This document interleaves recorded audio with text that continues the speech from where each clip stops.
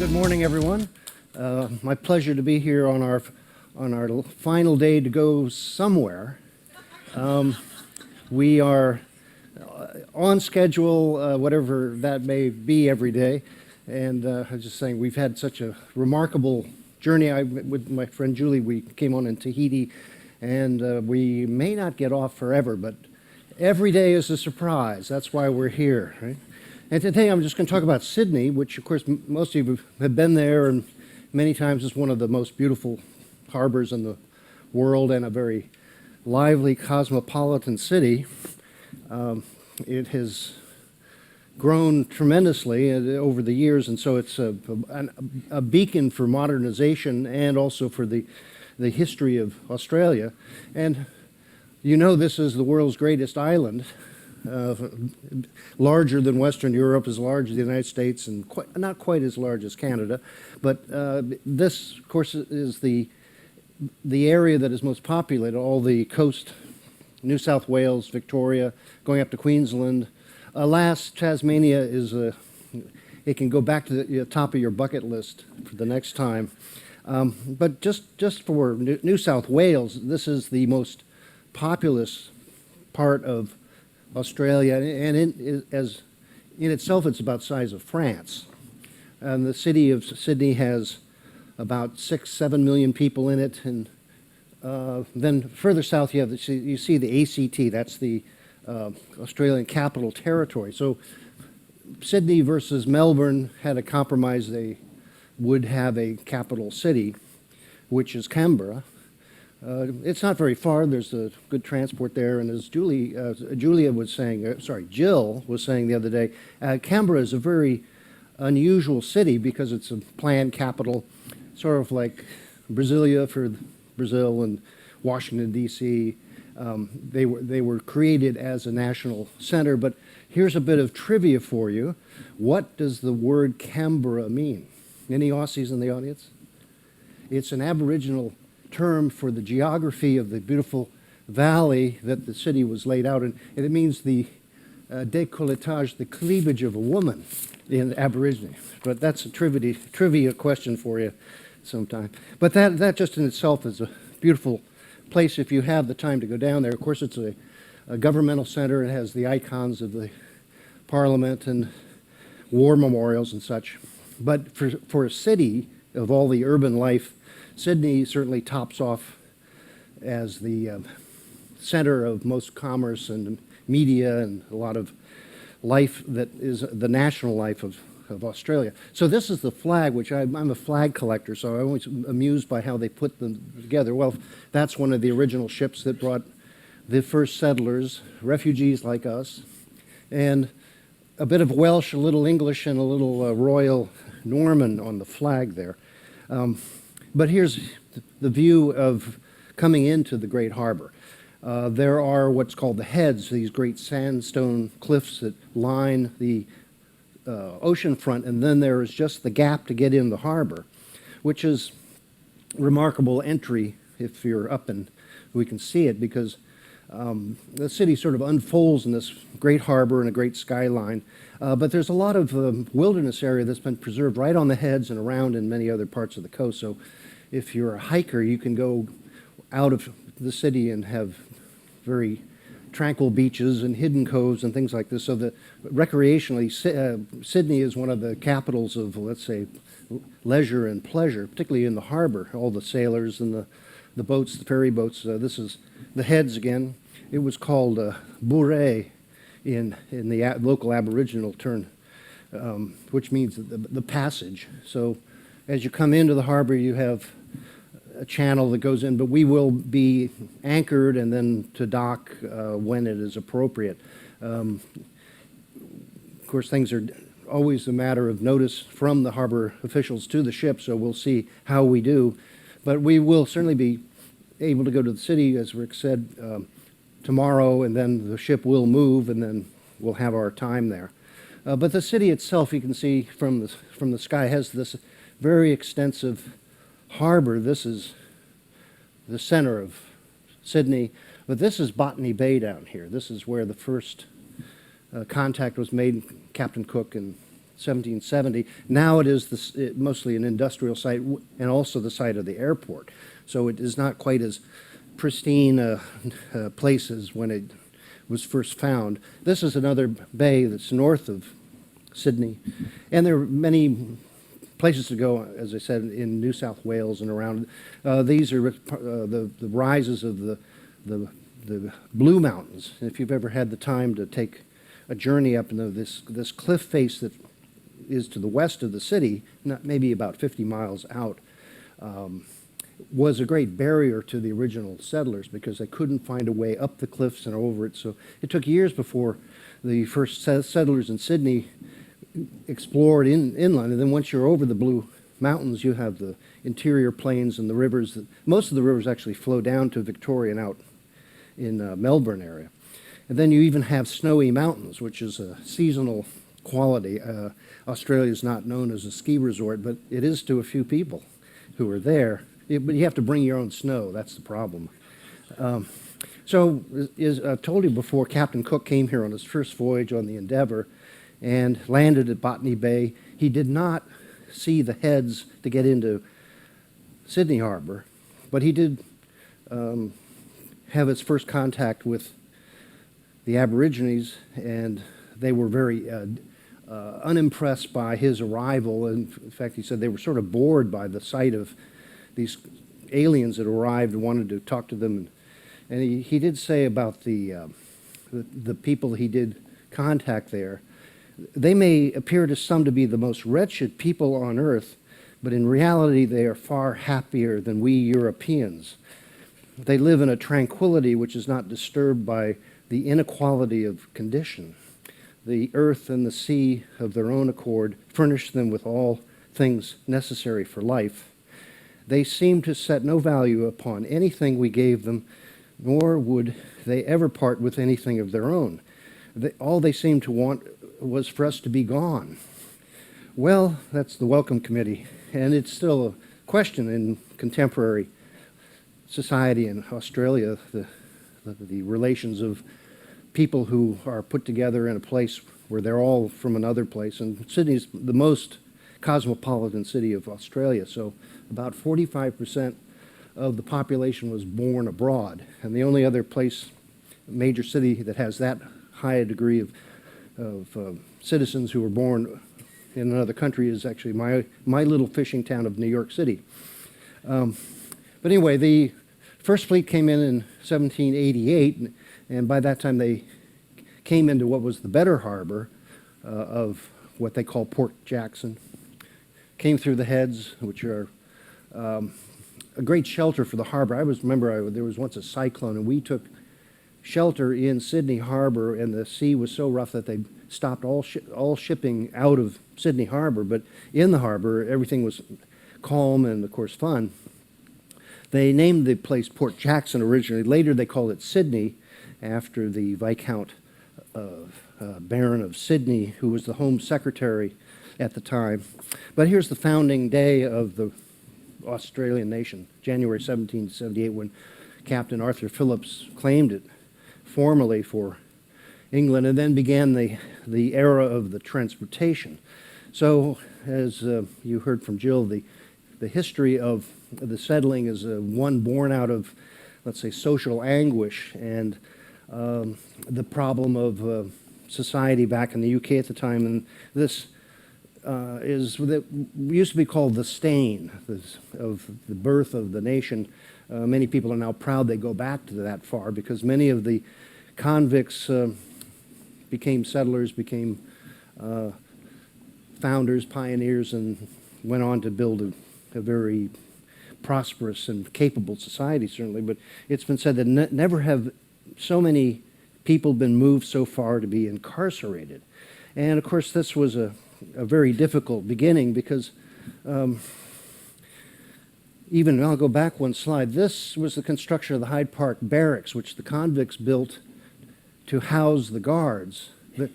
All the convicts, they slept out in the ocean. Out in the open. The women convicts had tents originally. And so this is the first time you had a prison being built to hold the guards, whereas the prisoners could be free outside and wander around. Where were they going to go? And so That's one of those upside down things that is typical of Australia. And then, of course, there was the social conflict of all these criminals and, above all, the political prisoners, either from England, Scotland, or Ireland, or wherever they came from. There was a Joseph Gerald, who was a Scottish reformer and a writer urging free speech and electoral rights, and he was arrested for sedition and transport, and he died and was buried right on the shore of the first settlement, what they call the first farm in what's now the Botanical Gardens. But he wrote, when he finally came to Australia as a convict, he said, "For myself, whatever destiny awaits me, I am content. The cause that I have embraced has taken deep root, and must, I feel, ultimately triumph. I have my reward. I see through the cheering vista of future events the overthrow of tyranny and the permanent establishment of benevolence and peace. It is as silent as the lapse of time, but as certain and inevitable." And so from this difficult beginning of the country, they have made probably one of the most democratic and just countries on earth. But it had its trouble. This is the Castle Hill or Vinegar Hill rebellion, where the Irish convicts organized, and they had a rebellion which was ruthlessly suppressed. And so this was the trouble of the times.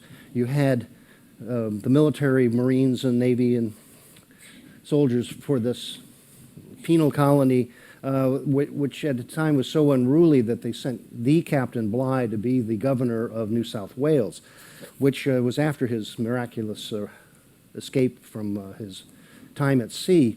But at the time, what they call the Rum Corps had been controlling what little economy there was, and they were paid in rum, and they bargained with the convicts and had, as they say, a friendly relationship with them, because they were independent of control from afar. Well, anyway, when Captain Bligh objected, he was arrested by his own troops and sent home, and they sent another governor eventually. But then Sydney was growing with, first of all, some of the Aborigines would come into town, and they would become somewhat assimilated, and the society has grown since then with so much immigration from all around the world. And now we have this view after those, let's say, unsteady beginnings. This is Circular Quay, where we will hopefully be docked soon, and the center of the city, and I know many of you have been there and seen all this. This is the oldest part of Sydney, where the first settlement was, and the oldest buildings are still preserved, some of them. And so this area is called the Rocks. When you go up from that dock, the terminal, they have some of the old warehouses that are now offices and shops and things. And this is the view actually from the ship of the Cadman's Cottage, 1815, which is the oldest surviving building in Sydney. And the town spread out along the peninsulas and the inlets and just grew, as it is still going along these days, with the kind of prosperity that came from the different enterprises of Australia. But even if you walk over the rocks, you still have some of these beautiful townhouses with their iron balconies and things. So as you get out of the center of the city, you have a feeling of a very accommodating human scale town versus some of the more monumental structures like the New South Wales Art Gallery, and then the War Memorial that's in the park right off of the Central District. So if you look at back maybe 100 years ago, that was the city extending out to the west and on to all of these inlets and harbors. So the maritime commerce drove the growth of the city just because it's such a great harbor. And then as it grew, it needed more room, and they began a competition to decide what kind of a bridge could possibly cross this great harbor, because North Sydney is now a major neighborhood and all connected, but the original designs were quite intriguing. This is my favorite, where you had Goat Island in the middle, and then you had a trilateral bridge, sort of like the Triborough Bridge in some other places. And so this then knitted together the vaster metropolis, and so you had, the final decision was for a steel truss buttress kind of construction. And this was the greatest of its engineering time in the 1930s, and built largely through the Depression. But then again, it guaranteed the growth of the city, and made the icon that it is to this day. So here it's just finished, and we'll of course be right in. Again, that's Circular Quay right in there, and the zoo is over here. We may be anchored right about here, depending on our orders. But then this opened up. They have tram and big highway there now. I mean, in a sense, it put a major highway right through the old town. They did save the historic rocks, that area.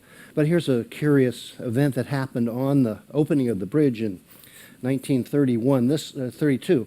This was a man named Francis de Groot, who was a former cavalry soldier who was not in the actual ceremony, but when the governor and the representatives from the UK were there at the opening of this great monument of a bridge, this man was a member of the New Guard who objected to the liberal policies of Jack Lang, the prime minister at the time. And so, unannounced, as they were about to cut the ribbon for the bridge, he rode his horse through the crowd and cut it himself in protest, and then was promptly arrested and made his name, let's say. Then they had to go put the ribbon back up and have the governor cut it again.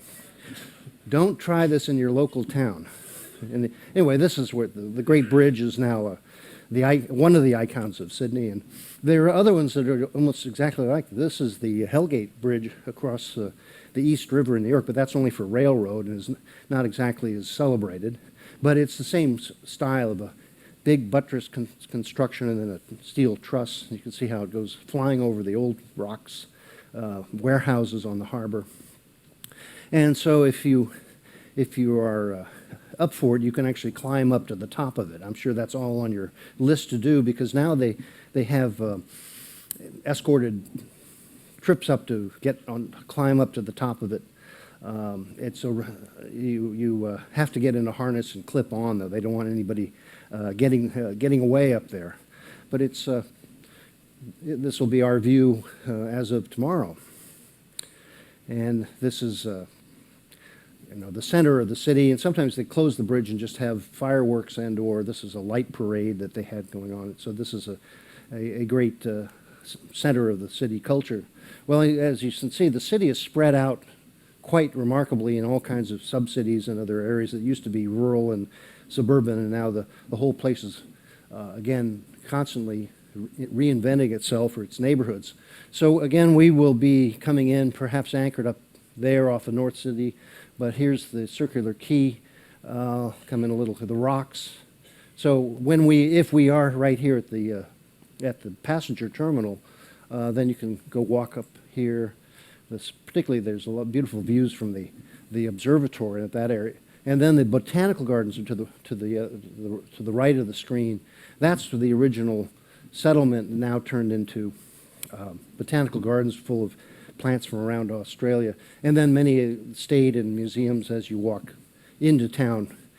If you go into the center city, you'll meet the business district, which is, of course, the center of commerce, and there's not that much that is of historic interest in the commercial area, but there's some of the old colonial buildings and period buildings that are in particularly good condition. Here is the town hall, but this is my favorite mall, the Queen Victoria building, which if you haven't taken the time to go in it, that's I'd say the model that all malls should be modeled after, because it's this Victorian era. It's almost a wedding cake of a building, but it is a commercial pass-through and shops throughout with this elegant interior that is, they just don't make it like that at Kmart. But we'll have time to go walking around the city. This is again in the botanical gardens and behind the major office buildings, and then there's the tower, the Sydney Tower there. You can go up there and have a view like this. So this is a very, let's say, compact city, so you can get around and find all kinds of things.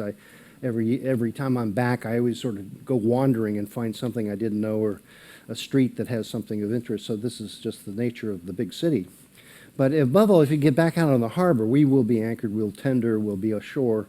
But I'm just going to show you a few more things. There is a major Navy base right to the next side of the center city, and a bunch of little islands, and again, you can go out and find, let's say, an immediate relief from congestion in the city. And especially on the harbor side, there are all these beautiful houses in case you need another house. But the other trip is to go out to the beaches. This is Bondi Beach, which is the famous surf and, let's say, anthropological study center out there on the sand. And a couple of my friends who have a house out there, they're saying they're going to go give me a Dunkin' in the ocean, which is just what I need at this point. Anyway, this is on North Sydney. It's one of the major naval ships' conning tower that they kept as preserve. Luna Park, which is the amusement park right across on North Sydney, next to the bridge. And just scenes of how people get around to commute to work. This one rode across the whole Tasman Sea. The fools. But otherwise, at Circular Quay, you get all these ferries that'll go out to Manly and all the outlying areas up the Parramatta River. And last time I was here, they were trying out this one. It's an all-solar electrical ferry boat, which is maybe that'll be our tender. Who knows? And then when you go around past the bridge in on the riverside of the harbor over the rocks, and you come into Darling Harbor, which is the Maritime Museum and amusement area, aquarium, marinas, restaurants. They have this monorail that goes through the center, the business district, and then comes out to Darling Harbor. So for a small fare, you can go right around this whole neighborhood. And this was all built up fairly recently. And this is the Maritime Museum, which was a gift from the United States to Australia on the 200th anniversary of the founding of Australia. So that has a lot of nautical history, and they have a couple of old tall ships there. This is the James Craig, which is an old Scottish-built iron clipper ship. And it still sails, and you can join the association and be a crew member, sort of like World Cruise that way. They're not sure what their next port is. That's the problem. And then if that isn't enough nautical salt for you, you could go for a ride on the Bounty that was built for the movie. Last time I was there, they had it for sale, but I missed the auction. And again, a bit of history in the neighborhood here. But I'm going to, let's say, come up to the present, which is a difficult time, and you bear with me because we have all, in anticipation of our voyage here, read about all of the fires and the troubles of this nation, of which I'm most sympathetic as a firefighter myself, and have been in struggles like this. This is what it covered the air in Sydney until just recently. And fortunately, it's rained, and so the fires have been damped out. But this is one of the vaster disasters, burning a size 1,000 miles down, and by far much bigger than anything in California or other parts of the world that are also having this sort of trouble. But it's a terrible collision of causes, being a drought, a lot of growth of the underbrush and the bush out there. But this has driven many people from their homes, and if there was a bigger population, the toll would be so much more, but a lot of these places were isolated or resort communities or some agricultural land. But once these woods catch on fire, because they are largely eucalyptus trees, those the gum trees, as they're locally referred to, they have sap in them that once it gets burning, there's no putting it out. And so this is the tragedy of just the recent times. And the toll on the wildlife is especially high. It's been estimated that 1 billion animals have died in this whole general pattern of fire, and scarred how much woods and cropland. And so this is where the Australian nation is beside itself as to what to do, even to prevent it, if so, or just to repair what damage is there. This is, the sheep had to be culled, or they all died. And so the nature of the Australian people is born out of some hardship. They're capable and able to bear much, but this is almost unbearable for so many of them. And of course, the wildlife has the greater victim of a lot of this. So there have been a lot of these rescue efforts in the whole area, but they're only saving the few survivors, and then they have no place to go back to. I mean, by next year, the forest will start to rebuild or rather regrowth, and so the land will slowly heal itself. But if the climate continues to dry out and all the other problems that the world has, may be very difficult, especially for the most, let's say, vulnerable of them. This is the famous platypus with its duck beak and its beaver tail, and a little marsupial that lives in the wetlands, and those wetlands are largely gone now in many areas, and so there's even no safety underwater, as this photographer found out. I'm sorry, that was just couldn't help that one. There are no crocs in Sydney Harbor. There are in some of the shops, though. But here, for instance, this is a plant that is native to this area of the east coast of Australia.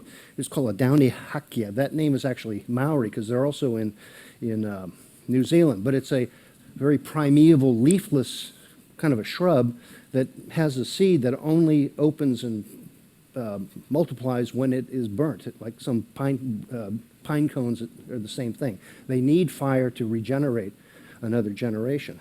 And so if you look into some of the scientific literature about what happens after these major fires, you get all kinds of creatures that suddenly come out, and either their predators are gone or they will find new ways to subsist in a burnt-out environment. This is a very curious red snail that comes out of the ground after a fire to get minerals out of the carbonized soil and hopefully not get eaten before it goes back down into the ground. I'd like a pet like that. It's just, it looks like a living chili pepper. Well, this issue is very much in the news nowadays because traditionally the Aborigine people would use fire to clear the brush in the forest. And the first English came over, they said this is such a pleasant land because there are tall trees and there's no brush. It's like a deer park, it was described when they were first in the area. But then the impulse to sort of not have fire meant that it was banned that the Aborigines would go out and set fire, either to drive game or else just to clear the woods so there would not be a major fire. And this has been the matter of some shared knowledge between the natives of Australia and also in North America, where, and particularly the state of California, where the Chumash and other native nations would seasonally, they would go burn the brush off the forest so they could go hunting and gathering, but they would keep the fire fuel down so there would not be a major fire like this. And so some of the Aboriginal people said, why don't you just let us use our traditional practice? Of course, it can get out of hand. It's a pretty dangerous way to manage a forest, but that's maybe the only solution to prevent even bigger fires. And even some animals get into this act. This is the fire kite, it's called, kind of a big hawk. That is the only bird that is known to set fire in this illustration. If there's a fire one place, they'll grab a burning branch and they'll take it to a place that's not on fire, and they'll use it to drive out their prey. And so this is again, only in Australia do you have birds that set things on fire. What are they thinking? Well, anyway, this is just let's say, the mystery of this particular nation. It has so many unusual activities, especially in the natural world, and I showed this before. How do you get kangaroos to dance? Rain. Well, anyway, that has been the relief just recently. But the controversy goes on about the government, which denies climate change to whatever degree. They eliminated the previous carbon tax, and of course the real problem is that Australia's prosperity is based on mining and other industries, but above all the coal industry, and they're still opening new coal mines to feed the furnaces of India and China, and then accelerating the climate change around the world. And so here's another cartoon out of Australia about, well, what are we going to do? Put out the fire or keep making the problem worse? So I leave that to your consideration. But meanwhile, I'm just going to show you a little happier news, which just a little bit about this great building, which is the Opera House, and we will hopefully be right next to it. And it was built on a former campground, the Bellagong Point, it's called, after the original Aborigines that were there. And then it became a railroad station, and then it was decided to become the site of the Great Opera House. And this was a competition in the early 1960s that finally had the Danish architect Utzon win it, and then they started construction, and then it has since become the great icon of Sydney and Australia. It was much dismissed at the time as impractical and very extended in its budget. The original estimates versus the final bill, it was 14 times the original estimation. So it went on, and they had arguments with the architect and the board and the government, and so it took a long time to finish it. But once it was done, it was realized this is one of the great buildings of our era. And it is busy as a concert hall, but it's the architectural design that is particularly striking. And this is a little monument on the plaza outside of it that relates how Utzon had imagined a kind of a modular structure with shells. And so it's very much a maritime quality to this, or like sails, except they could become in different sizes, and then they would be put together almost in a kind of a puzzle arrangement. So if you can read it, after 3 years of intensive search for basic geometry, he came to the shell complex, and he called it my key to the shells. And so this meant that the building had a sort of organic quality, and it would be able to have the same construction materials and design, and they could fold out the supporting foundation and then lay tiles all over the roof, which give it that kind of a shell quality, literally. And then on the interior, you have large open spaces, and then finally you go into the great concert hall. So when we're there, we'll see what's playing. They have grand opera and a lot of other popular events and dance and theater things. Of course, the interior culture is plays second fiddle to the great architecture on the outside. So this has become more than just a symbol. It's become a bit of a billboard for different things. So now they light it up like this. So you too can have your pictures on that if you like. And this for Aboriginal Day, they had it painted in the colors of the First Nations here. So this city is just remarkable in so many ways and full of electricity like this, particularly a vibrant, diverse community. So anything you can imagine, you'll probably find it in Sydney, and you'll see that this is a very proud place. This was at the Olympic time, and maybe they'll set off a few for us as we finally get there. The ultimate luxury refugee ship, that's what I call this. But and in the setting sun, I just was thinking about this image of the Opera House. It's almost, I would say, a kind of a building that looks like it was built as a monument to hope and life, and that Australia will have a better future, even better than it's been so far, and wish us all well and have a great trip with us all together. So it's been my pleasure to be with you, and I wish you a happy voyage home, and we'll see you in Sydney. Thank you very much. Thank you.